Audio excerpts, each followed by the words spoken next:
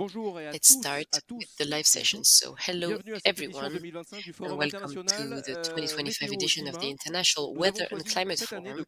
This year, we have chosen to devote our symposium to a subject that is both obvious and urgent: cities and climate change. Over the course of the day, we will be combining scientific, institutional, and operational viewpoints. 4 sessions to understand, to compare, to debate, and above all, to project ourselves into action. We will see that action will happen all the time. To open this day, we are pleased to welcome two voices long committed to these issues, both in the national and international debate. Please welcome Anne Hidalgo, the Mayor of Paris, and Jean Jouzel, climatologist, former IPCC member and president of Météo et Climat, so Weather and Climate, will open the day today.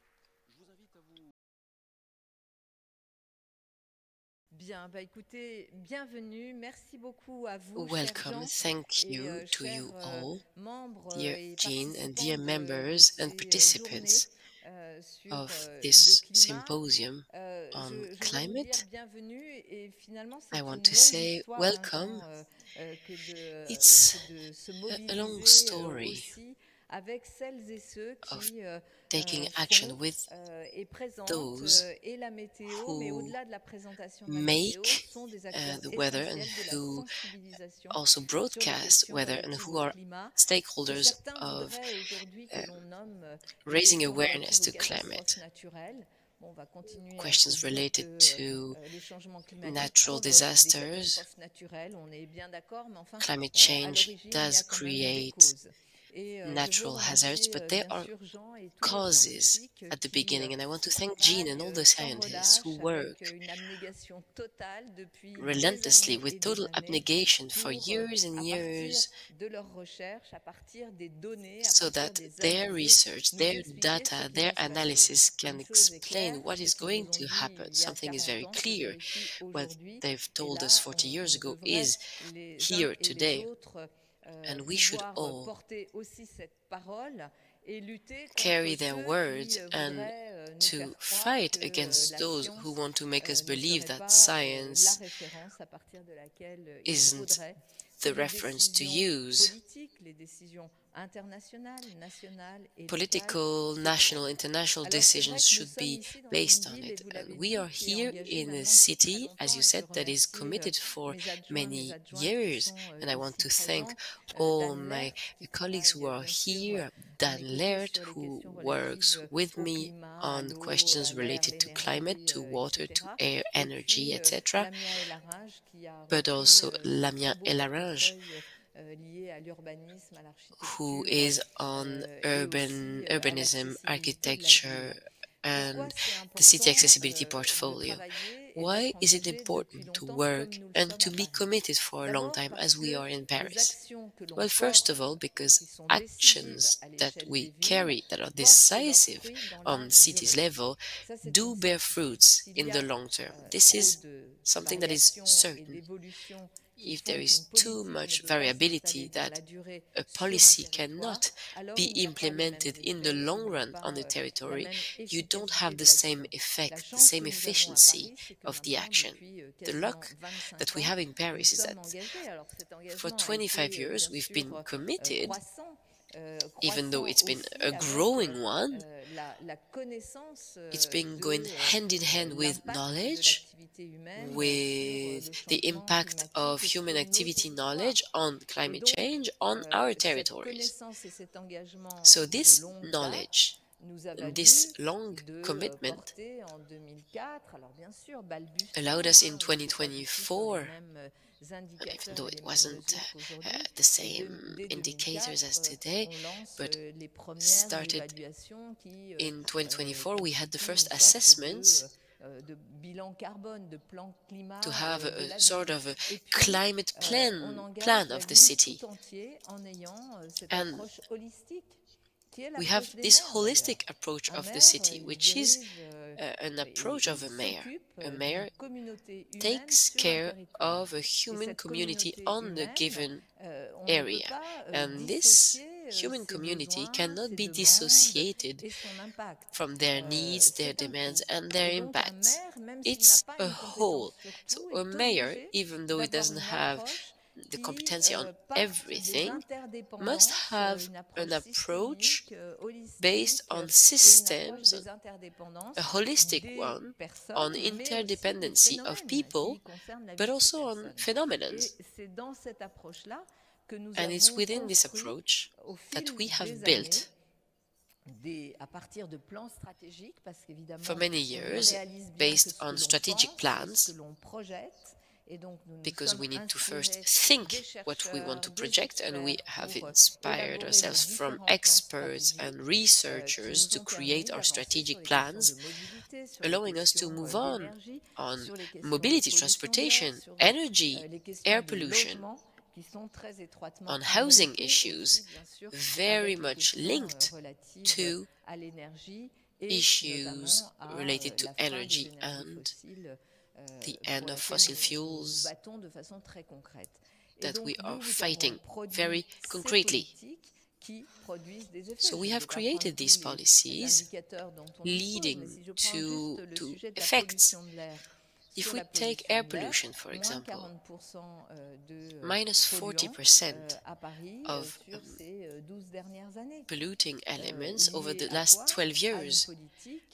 What is it linked to? To a policy that first took care of road traffic, which is the main cause, and discussions after discussions, after votes, because you cannot just take decisions at the top level.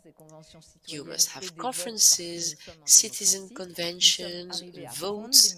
We have reached decision makings allowing us to lower the levels of pollution. As a mayor here in Paris, I'm very glad not to have to sign decrees to stop children from playing in schools because of air pollution, and this is really why we fight. And there are many other topics that we can work on. There is another one that I want to talk about. As you know, we are committed and through Olympic Games as well that have been a beautiful accelerator on these ecological transition of the city. We have committed on water issues with the Water of Paris and with the fact that we have changed who handles the Water of Paris. Now it is the City of Paris, and we must preserve this essential resource, which is water. And this was a very clear action, and it was the swim in the Seine River. So it was not in order just to swim in the Seine River. What does it mean? It means that water is clean, that is not polluted anymore, that we can swim in it, so that it has fauna and flora that is growing. We don't have sharks. And we as humans can get closer to water, to this resource, when temperature increases in the city of Paris, make us look for elements to refresh ourselves.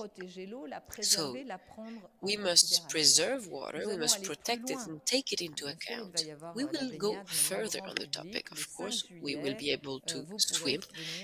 On the 5th of July, you'll be able to swim for free,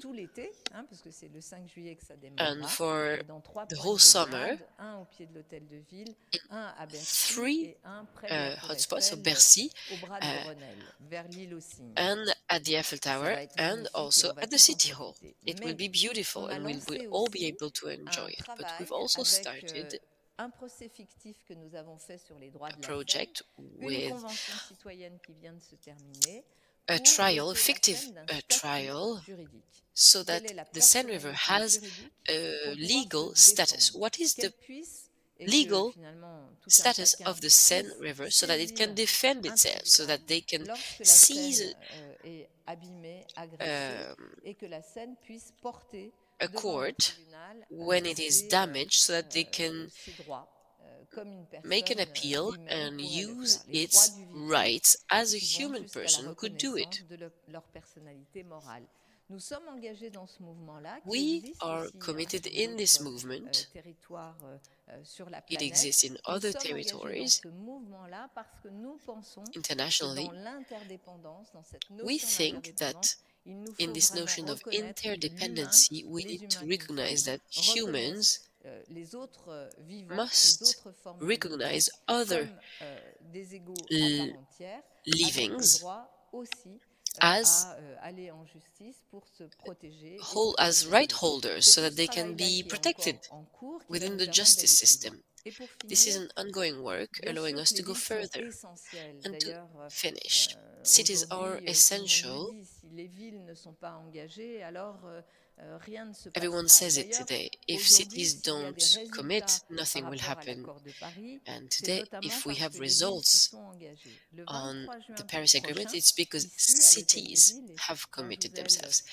On the 23rd of June this year, Jean Jouzo will be there as well. We will organize an international conference to talk about the 10 years of the application of the Paris Agreement. We will have scientists, we will have national, European and international stakeholders to talk about the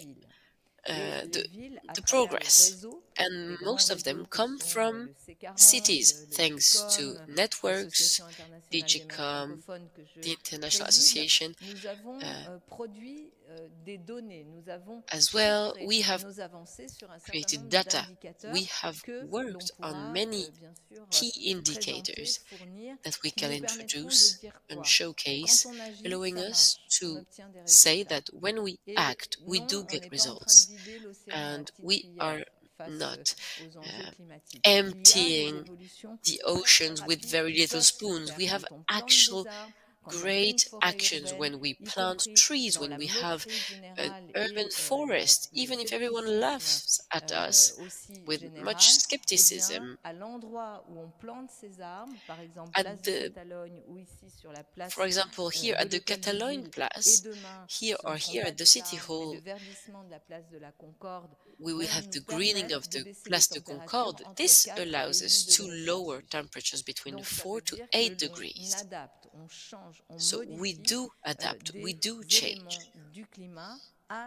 We change climate elements at small scales, but they are essential. And we will be able to talk about that on the 23rd of June. We will also inaugurate the urban forest here at the City Hall, just in front, and we will therefore give a sign of hope in a world that is not doing well on geopolitical level. We see fossil fuel advocates gaining voices, and we see that climate voices are being denied sometimes. We need to show us, stakeholders, elected representatives, scientists, citizens, that we have hope and we don't want to let it go, because when we act, it works. Thank you very much.